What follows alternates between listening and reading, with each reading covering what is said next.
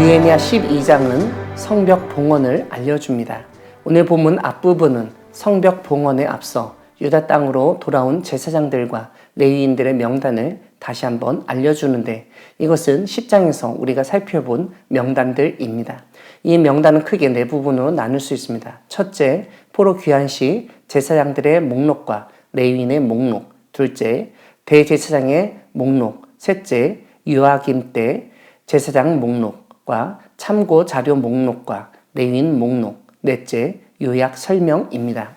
이러한 명단에서 우리가 제일 먼저 주목할 것은 스룹바벨과 예수아와 함께 돌아왔던 제사장들과 레위 사람들이 먼저 언급되고 있다는 것입니다. 두 번째로 1절부터 7절까지 제사장들의 이름을 알려주는데, 1절부터 6절까지는 각 절마다 제사장의 이름을 3개씩 나열하고 나머지 7절에서는 4명을 언급하고 있습니다. 세 번째로 제사장뿐만 아니라 그들의 형제의 지도자들도 언급되어 있습니다. 네 번째로 8절에서 레위 사람들의 어떤 사람들은 찬송하는 일을 맡았다는 것을 깨닫게 됩니다. 다섯 번째로 예수아의 아들 요아김 때에 제사장과 족장된 자들이 언급된다는 점입니다. 이것은 스룹바벨과 예수아 1세대가 지나갔음을 알려주는 것입니다. 여섯 번째로 10절과 11절에서 언급된 예수아와 요아김 이후에 사람들이 대제사장으로 섬길 때 레위 사람의 족장이 책에 기록되었다고 알려줍니다. 24절은 레위 족속의 지도자들이 언급되는데, 그들은 다윗의 명령대로 순서를 따라 주를 찬양하며 감사하던 사람들이었다고 설명하고 있습니다. 25절에서는 문지기로서 순서대로 문 안의 곳간을 파수하던 사람들도 있었음을 알려줍니다. 오늘 본문 뒷부분은 성벽 봉헌식을 다룹니다. 27절을 보면 성벽 봉헌식을 위하여 레위 사람들을 찾습니다. 왜냐하면 레위 사람들이 감사의 노래를 하고 각종 악기를 연주할 수 있었기 때문입니다. 이러한 노래와 악기 연주에 탁월한 달란트를 가진 레위 사람들이 있을 때 27절 뒤에 기록된 대로 즐거운 봉헌식을 기대할 수 있었기 때문입니다. 성벽을 봉헌한 것은 그 지역과 주민들의 잔치였기에 모든 사람들에게 쉽게 알리기 위해서도 그렇고 흥을 돋우기 위해서도 필요했으리라 생각해 볼 수 있습니다.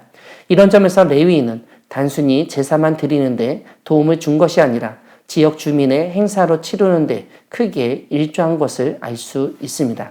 이런 가운데 제사장과 레위 사람들이 자신의 몸을 정결하게 한 후에 백성과 성문과 성벽을 정결하게 하였다고 알려줍니다.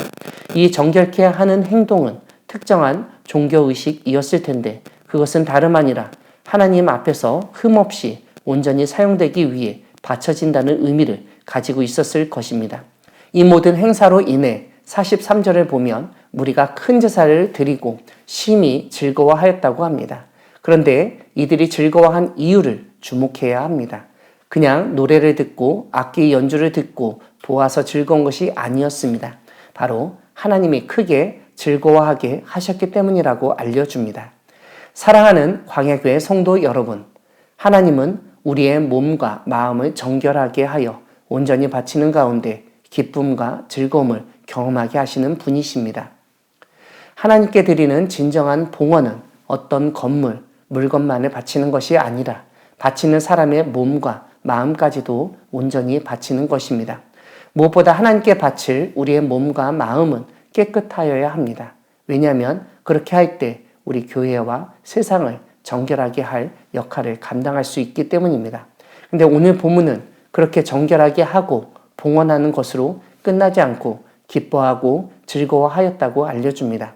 하나님이 기쁘게 하신 것은 단순히 남자들뿐만 아니라 부녀와 어린 아이까지 포함됩니다.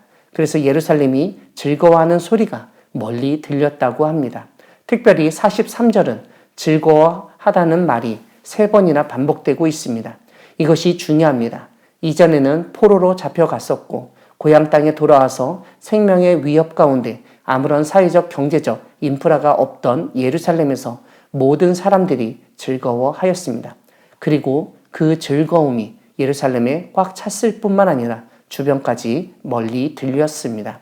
무엇보다 외부 적대 세력의 위협 속에서 불가능해 보였던 일을 하나님의 은혜로 잘 마쳤다는 것만으로도 즐거워할 만한 일입니다.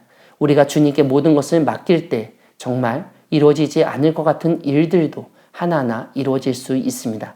왜냐하면 우리를 통해서 하나님이 일해 나가시기 때문입니다.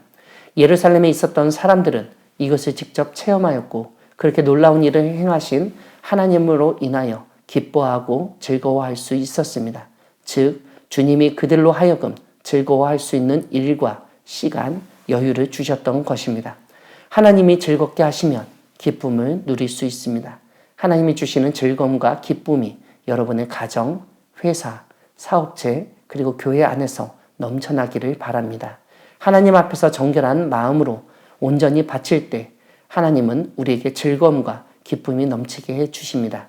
예루살렘에 임한 주님의 즐겁게 하심이 오늘 가정과 교회, 사회에 임하도록 기도하며 헌신하는 우리 모두가 되기를 소망합니다. 아멘.